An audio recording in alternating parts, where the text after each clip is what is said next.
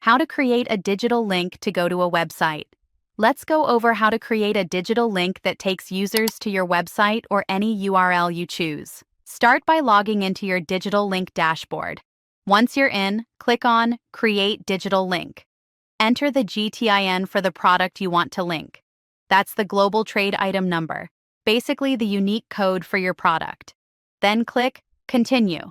You'll get the option to download the QR code and/or barcode. You can do that now or skip it and come back to it later.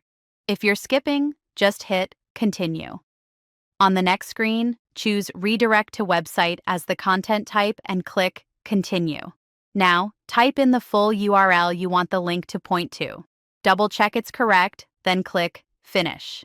Done. The digital link is ready and will take users to the website you entered when they scan the code. If you run into issues, check the support section or leave a question in the comments.